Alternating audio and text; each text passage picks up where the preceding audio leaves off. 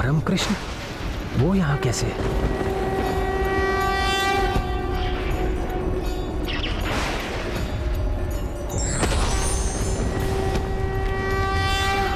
ये क्या हो रहा है? ये कैसा दृश्य दिखाई दे रहा है मुझे?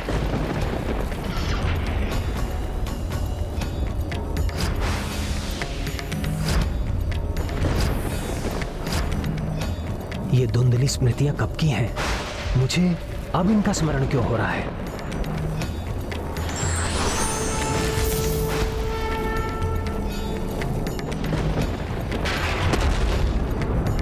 विघ्नहर्ता प्रथम पूज्य गणेश जी ने शंखचूड़ को नारायण अस्त्र का प्रयोग करने से रोककर इस विघ्न को कुछ समय के लिए रोक तो दिया, किंतु अब वो क्या करेंगे?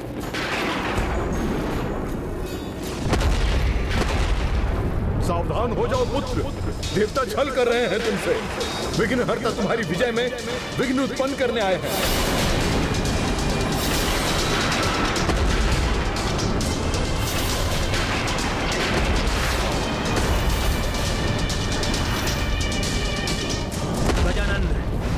यहाँ आपका कोई कार्य नहीं। ये युद्ध मेरे और महादेव के मध्य है। आप तो स्वयं कृष्ण तत्व हैं, इसलिए आपको कृष्ण भक्त की विजय में बाधा नहीं बनना चाहिए। बाधाएं भी कभी कभी मुक्ति का कारण बनती है शंखचूड़। विघ्नहर्ता, कृष्ण भक्त शंखचूड़ के विघ्नकर्ता मत बनिए। विघ्न? ये विचार तुम्हारे मन में कहाँ से आया? मैं तो यहाँ तुम्हें आशीर्वाद देने आया हूँ।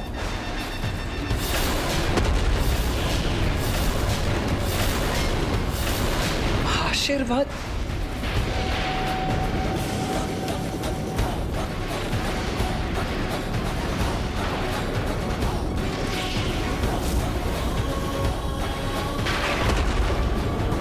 गणेश उसे वार करने से रोक रहा है, जिससे कि सूर्यास्त हो जाए और आज युद्ध विराम का समय हो जाए।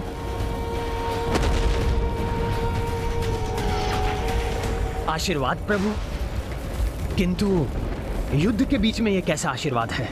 मैं प्रसन्न हूँ, प्रभावित हूँ तुमसे। महान कृष्ण भक्त हो तुम, जिसने अपनी कृष्ण भक्ति को ही अपनी शक्ति बना लिया। शिव सेना के महापराक्रमी योद्धाओं को बल से नहीं तो छल से बंदी बना लिया। छल नहीं गजानन, युक्ति कहते हैं उसे। हाँ, छल को ही युक्ति कहते हो तुम सभी। यही असुरों की परंपरा है, और ये भी तुम असुरों की मान्यता है कि युद्ध में सब उचित है। ना कोई नियम है और ना कोई मर्यादा।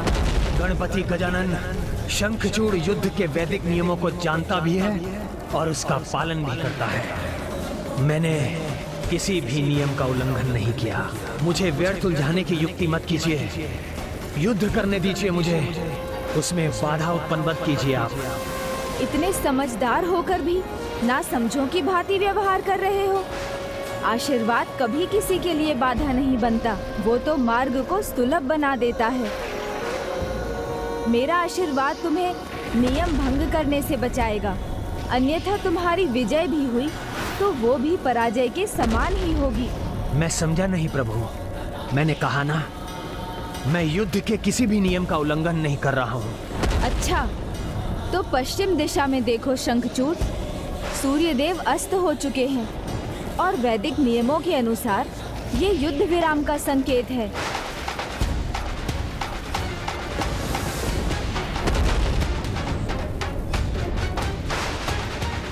गणेश की बुद्धि और युक्ति के समक्ष कोई टिक ही नहीं सकता है। नहीं पुत्र, रुको मत। गणेश जी की चतुराई में मत उलझो। तुम्हें वार करने से रोकने के लिए तुम्हारा समय व्यर्थ कराया जा रहा है। जो अनुचित है वो मत करो शंखचूड़। झुका लो अपना अस्त्र। युद्ध अभी समाप्त नहीं हुआ, बस आज के युद्ध का अंत हुआ है। भस्मासुर हो या त्रिपुरासुर, सबका अंत युक्ति से ही किया गया था, अन्यथा इनमें से किसी का भी वध संभव नहीं था। अपने वार को कल पर मत छोड़ो। संभव है कल तुम्हें इसका अवसर ही ना मिले। शंखचूड़, इस युद्ध में तुमने कोई नियम अभी तक भंग नहीं किया, तो अभी मत करो। पुत्र, नियम मर्यादा सब व्यर्थ है। विजय प्राप्त हुई तो सब उचित हो जाता है, अन्यथा सब अनुचित। इसलिए विजय प्राप्ति के लिए जो करना है अभी करो।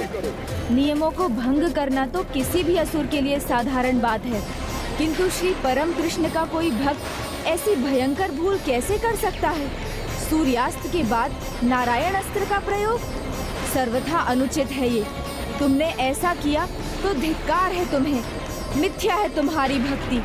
सोचो शंखचूड़, अपने आराध्य का अपमान कर एक असुर की भांति कर्म करना चाहते हो, या भक्त बनकर मर्यादा का पालन करते हुए अपने आराध्य का मान रखना चाहते हो?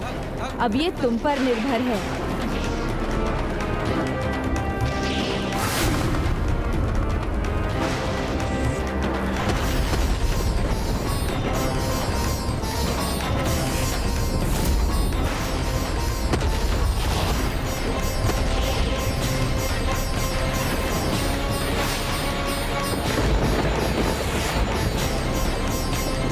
ये क्या कर दिया तुमने पुत्र? विघ्नहर्ता को तुमने विघ्नकर्ता क्यों बनने दिया?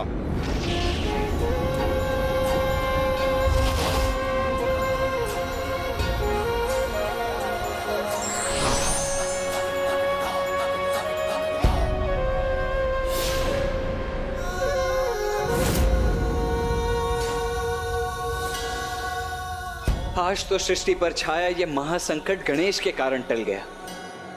शंखचूड़ पीछे हट गया।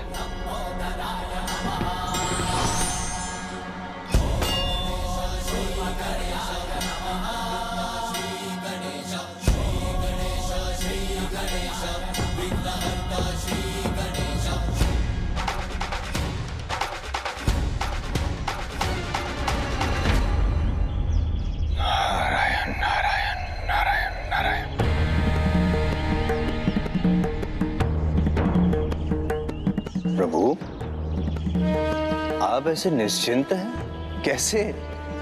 आज ना सही, लेकिन शंखचूड़ कल भी तो वार कर सकता है नारायण अस्त्र से। इसका तो एक ही उपाय है मां, इससे पहले कि शंखचूड़ आक्रमण करे, पिताश्री स्वयं अपने वार से उस शंखचूड़ के साथ साथ इस युद्ध का भी अंत कर दें। नहीं भ्राता, उसका कोई लाभ नहीं होगा, क्योंकि उसकी सुरक्षा के लिए शंखचूड़ को प्राप्त है कृष्ण कवच। कृष्ण कवच।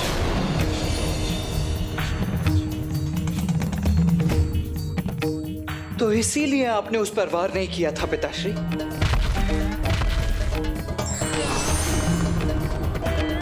हाँ पुत्र कार्तिकेय, मैं किसी भी स्थिति में कृष्ण कवच पर वार नहीं कर सकता।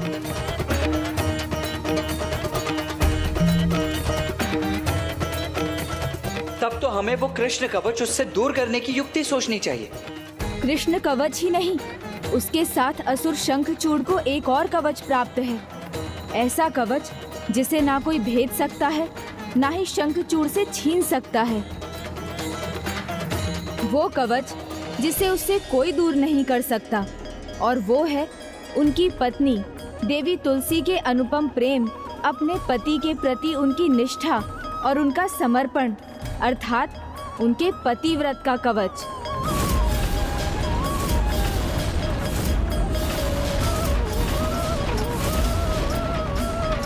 ओम नमो भगवते वासुदेवाय, कृष्णाय नमो नमः। ओम नमो भगवते वासुदेवाय, कृष्णाय नमो नमः।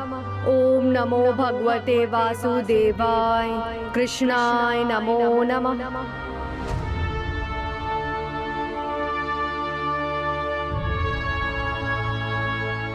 पिताश्री, मैं अपने कारण तुलसी को इतनी पीड़ा में नहीं देख सकता।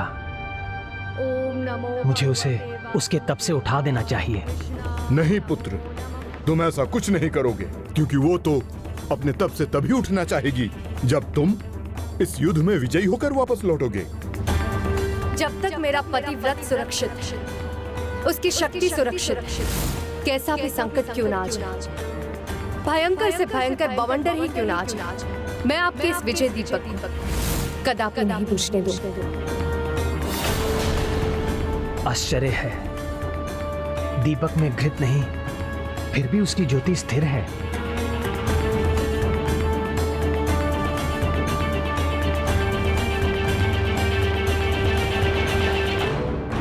आप सभी ने उस पर इतने आक्रमण किए, किंतु वो सुरक्षित रहा, क्योंकि उसका एकमात्र कारण है देवी तुलसी का पतिव्रत। ओम नमो भगवते वासुदेवाय कृष्णाय नमो नमः। सत्य है, देवी तुलसी की तपोशक्ति ने ही मुझे रोका, मुझे आभास कराया कि मैं कृष्ण कवच पर ही प्रहार करने वाला था। तुलसी के कारण ही मैंने समय पर कृष्ण कवच को क्रियान्वित किया, अन्यथा प्रभु महादेव का वार मुझ पर अवश्य होता। तब मैं कदापि सुरक्षित नहीं रहता।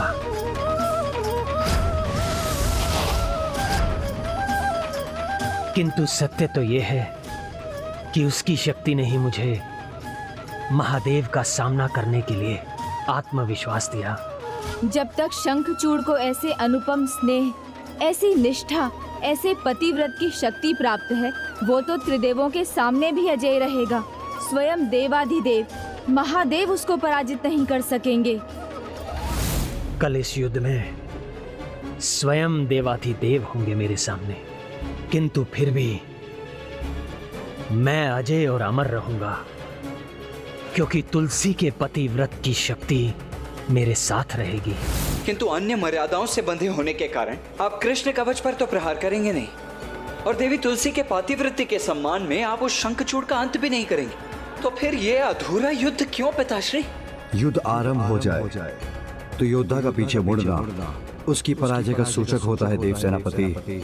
इसलिए युद्ध भूमि में मेरा जाना अनिवार्य है, और पतिव्रत की शक्ति के विरुद्ध अस्त्र प्रहार न करना मेरी विवशता। इसलिए मैं देवी तुलसी के पवित्र प्रेम और पतिव्रत पर आँच नहीं आने दूंगा। कल मैं युद्ध का धर्म अवश्य निभाऊंगा, अस्त्र उठाऊंगा, किंतु अपने वार से देवी तुलसी के पतिव्रत को भंग नहीं होने दूंगा।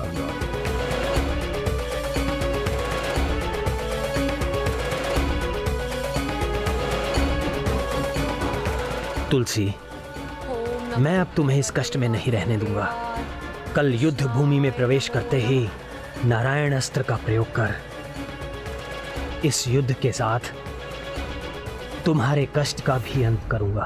किंतु पुत्र, तुम्हारे लिए विघ्नहर्ता अब विघ्नकर्ता बन चुके हैं। कदाचित अब तुम्हारे लिए इतना सरल नहीं रहा ये युद्ध, क्योंकि वह नारायण के अस्त्र के वार का तोड़ ढूंढकर तुम्हारी विजय में विघ्न उत्पन्न कर सकते हैं। शंखचूड़ उसकी युक्ति भी ढूंढ लेगा। वो जो करने वाला है उसका कोई तोड़ मेरे पास भी नहीं। विघ्नहर्ता होने पर भी मेरे पास ऐसा कोई उपाय नहीं कि मैं इस विघ्न को हर सकूं। स्वयं विघ्नहर्ता गणेश विघ्न हरने की युक्ति ना सोच सके, यह असंभव है अनुज गणेश। कठिन परिस्थिति में ही पुत्र बुद्धिमान की बुद्धि की वास्तविक परीक्षा होती है। वो अंधकार में भी प्रकाश की एक किरण को ढूंढ ही लेता है, और मुझे पूर्ण विश्वास है पुत्र, तुम इसका भी कोई उपाय ढूंढ ही लोगे। हाँ पुत्र, भोर होने तक तुम्हें अवश्य ही कुछ ना कुछ सूझ ही जाएगा। मैं आपके विश्वास पर खरा उतरने का प्रयास करूंगा। तब तक आप सभी विश्राम कीजिए। प्रणाम माता, प्रणाम भ्राता।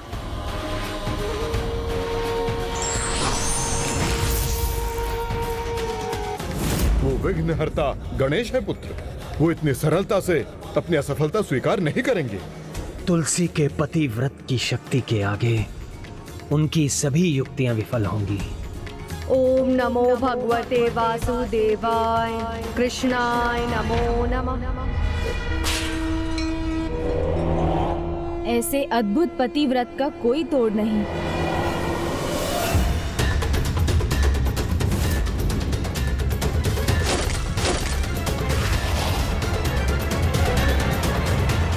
इस संकट को दूर करने के लिए सभी मुझसे ही आस लगाए हुए हैं। पूर्ण विश्वास है पुत्र, तुम इसका भी कोई उपाय ढूंढ ही लो। भोर होने तक तुम्हें अवश्य ही कुछ ना कुछ सूझ ही जाएगा। स्वयं विघ्नहर्ता गणेश विघ्न हरने की युक्ति ना सोच सके, यह असंभव है अनुज गणेश। कल मैं युद्ध का धर्म अवश्य निभाऊंगा, अस्त्र उठाऊंगा, किंतु अपने वार से देवी तुलसी के पतिव्रत को भंग नहीं होने दूंगा। अर्थात जब तक देवी तुलसी का पतिव्रत सुरक्षित है, संसार की सुरक्षा का कोई उपाय सफल नहीं होगा। शंखचूड़ का वध संभव नहीं होगा। ओम नमो भगवते वासुदेवाय, कृष्णाय नमो नमः। नहीं नहीं, मैं तो ऐसे समाधान की कल्पना भी नहीं कर सकता। आपको एक असुर की पत्नी बन पूर्ण श्रद्धा से पतिव्रत धर्म का पालन करना होगा और इसके भी पूर्व अपनी भूल को सुधारने के लिए आपको अपने अपूर्ण तप को संपन्न करना होगा। मैंने उनको जो सुझाव दिया था वो तो उसी पर टिकी हैं। अपने पतिव्रत धर्म का पूर्ण श्रद्धा और निष्ठा से पालन कर रही हैं। इसलिए यही एकमात्र समाधान नहीं हो सकता। एकमात्र यही समाधान शेष है।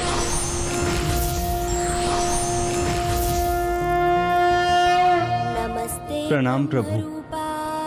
प्रणाम प्रभु महागणाधिपति जी। भक्त प्रियाय देवाय नमः। अब इस समस्या का एक ही समाधान है, शंखचूड़ से कृष्ण कवच लौटाना और देवी तुलसी के पतिव्रत के कवच का भंग होना। गणेश, तुमने देवी तुलसी को जो वरदान दिया था उसके पूर्ण होने का समय अब आ गया है। शीघ्र आपका जन्म एक दिव्य पौधे के रूप में होगा, जिसका नाम भी तुलसी ही होगा। जिसका नाम भी तुलसी ही होगा। आप इस दिव्य पौधे के रूप में प्रभु श्री कृष्ण के शालीग्राम रूप की अर्धांगिनी बनने का सौभाग्य प्राप्त करेंगे। उन्हें अब शीघ्र दिव्य तुलसी पौधे के रूप में प्रकट होना है, किंतु ऐसा तभी होगा जब देवी तुलसी का पतिव्रत भंग होगा। और इस कार्य को आप संपन्न करेंगे नारायण, किंतु एक कार्य तुम्हें भी करना है गणेश, और इसका माध्यम आपको ही बनना होगा नारायण। हे महागणाधिपति, आप ये मुझे कैसी दुविधा में डाल रहे हैं? एक भक्त से उसके वरदान में मिले कवच को लौटाने को कह रहे हैं और दूसरे भक्त से उसके पतिव्रत के कवच को भेदने को कह रहे हैं। ऐसा करने के लिए मुझे एक भक्त के साथ पाप और दूसरे भक्त के साथ छल करना होगा। ये मैं कैसे करूंगा महागणाधिपति?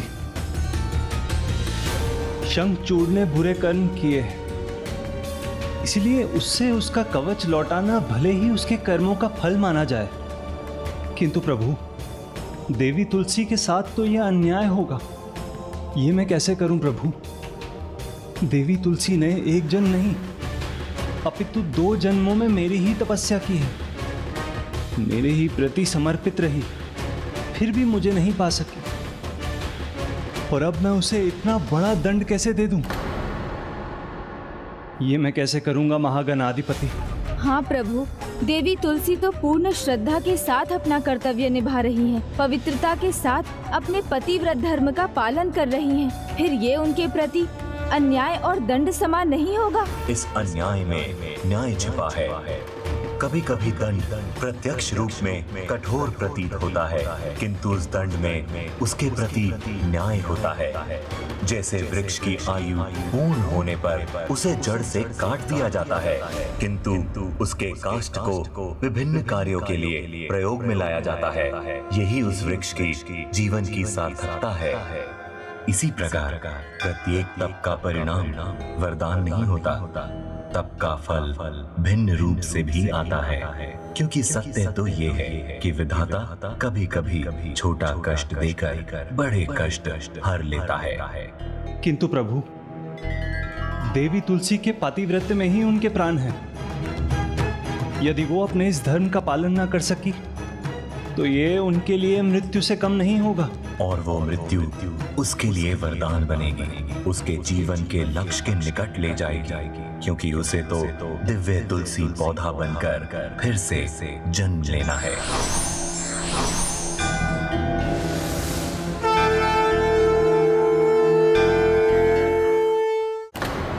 जिस सम्मान से वो अब तक वंचित रही उसे प्राप्त करेगी। ये उनके लक्ष्य प्राप्ति की चढ़ाई का अंतिम भाग है, उनके कठिनाइयों भरे मार्ग का चरम है। किंतु प्रभु ये कौन? उसका विचार भी मैं कर चुका हूँ।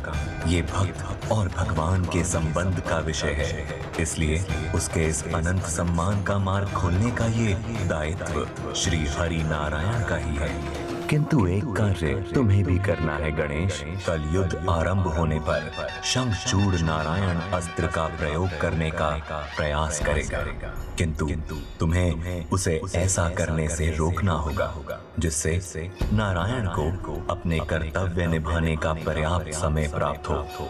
सफल भव। कभी कभी भक्तों के उद्धार के लिए भगवान को अपना हृदय कठोर कर पाषाण बनना पड़ता है, किंतु यही एकमात्र उपाय होता है भक्तों के जीवन को एक नवीन अर्थ देने का।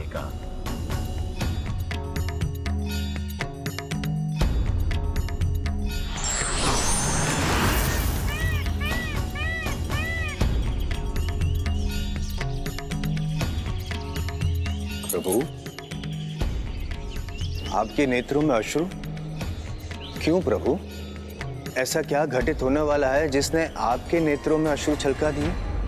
नियति ने जो रचा है, जिसकी योजना वो इतने लंबे समय से बना रही है, जिसके लिए सभी योग उत्पन्न हो रहे हैं, जिसके लिए नियति ने इतनी घटनाओं का चक्र बुना है, अब भगवान की परीक्षा का समय आ गया है देवर्षि। अब तुलसी पौधे के आगमन का पथ स्वयं नारायण को ही खोलना होगा, जो उनके लिए अत्यंत कष्टकारी होगा।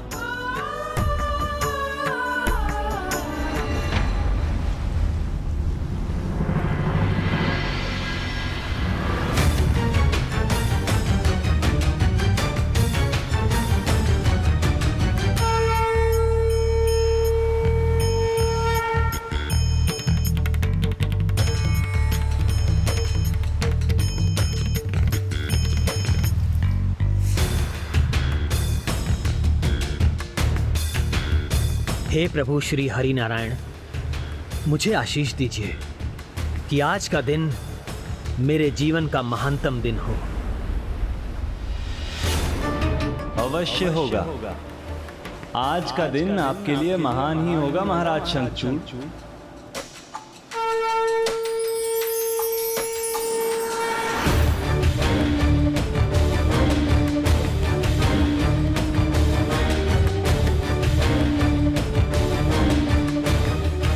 किंतु ये भी सत्य है, कुछ पाने के लिए कुछ खोना भी पड़ता है। प्रणाम ब्राह्मण देव, आपके इन शुभ वचनों के लिए, आपके इस आशीर्वाद के लिए आप मुझसे क्या चाहते हैं? जो चाहे मांग लीजिए, ये कृष्ण भक्त शंखचूड़ अवश्य देगा। वचन देकर उसमें बंध जाएं, उससे पहले एक बार और विचार कर लीजिए महाराज शंखचूड़।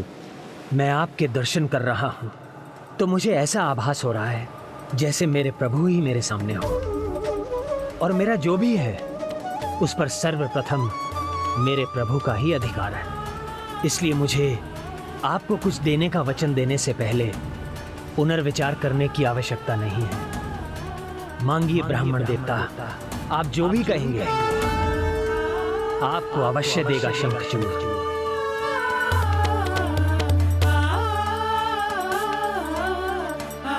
तब मुझे वो दो जो तुम्हारा नहीं है, वो जो तुम्हें वरदान में मिला है, वो जो। स्पष्ट कहिए ना प्रभु।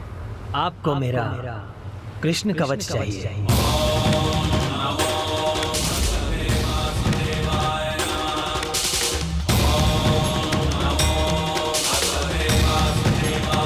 मुझे कोई संकोच नहीं, मैं आपको कृष्ण कवच देने के लिए प्रस्तुत हूं।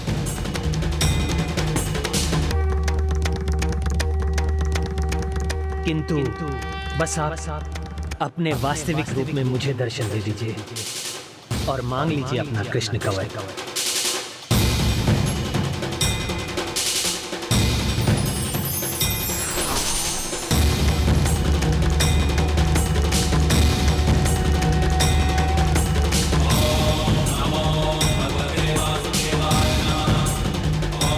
मैं धन्य हुआ प्रभु, किंतु आपका ये कृष्ण भक्त जिस रूप में आपको पूजता रहा है उस रूप में भी दर्शन देकर मुझे कृतार्थ कीजिए।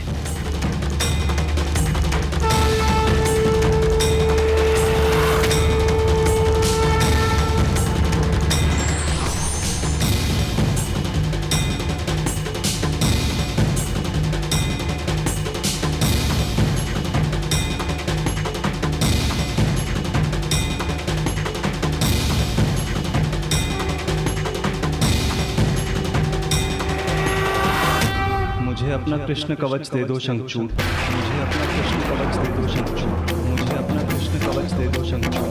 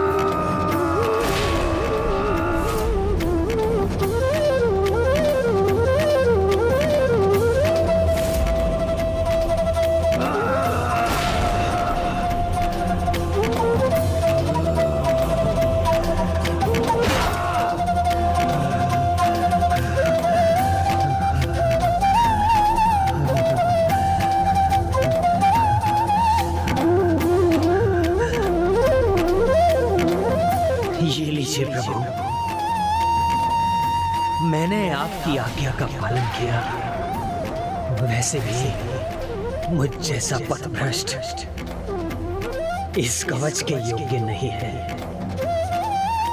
महादेव ने इस कवच का मान रखते हुए मुझ पर वार नहीं किया,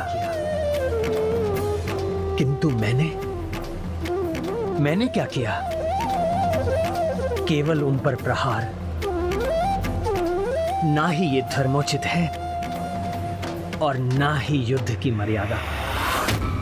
इसलिए आप ये कवच ले लीजिए, तभी युद्ध समानता के साथ होगा।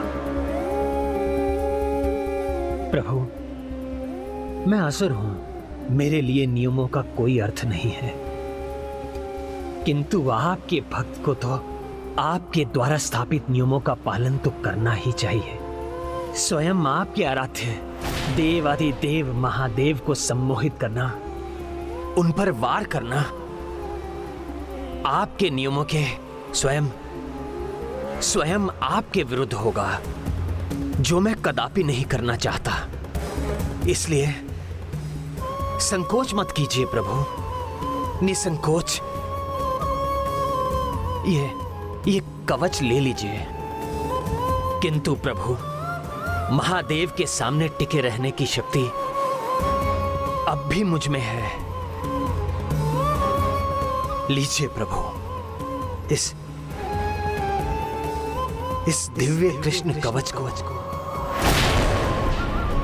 आप ले लीजिए प्रभु।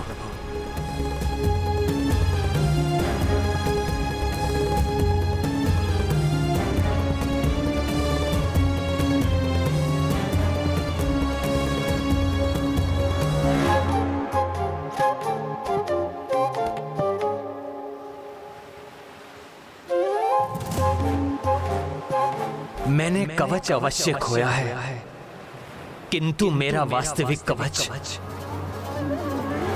मेरी तुलसी और उसका पतिव्रत अब भी मेरे साथ है, जिसे कोई नहीं छीन सकता, कोई नहीं।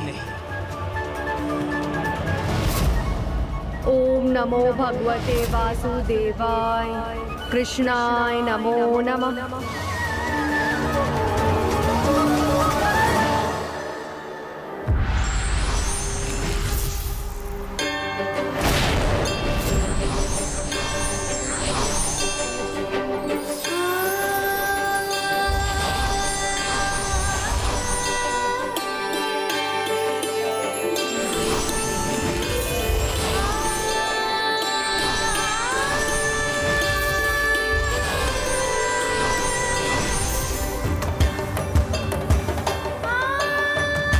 इन सभी के लौटने का अर्थ है कि प्रभु नारायण ने कृष्ण कवच पुनः प्राप्त कर लिया है। मुझे पूर्ण विश्वास था अनुज गणेश कि तुम कोई ना कोई समाधान अवश्य ढूंढ लोगे। असुर शंखचूड़ अब अपने दिव्य कृष्ण कवच से तो सुरक्षित नहीं है।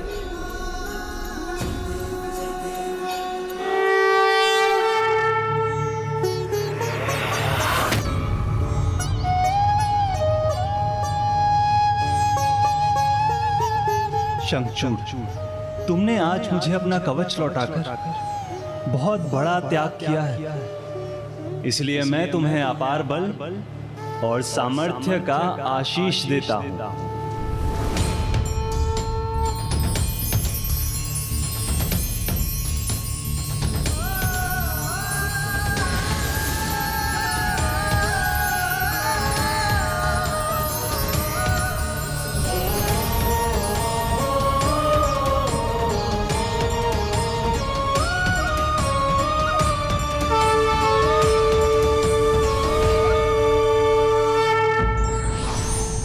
वही प्रेम शक्तिशाली होता है जिसमें शुद्धता हो, और ऐसे प्रेम की शक्ति का सम्मान स्वयं ईश्वर भी करते हैं। For more updates, subscribe to our channel, click the show links and enjoy watching the videos.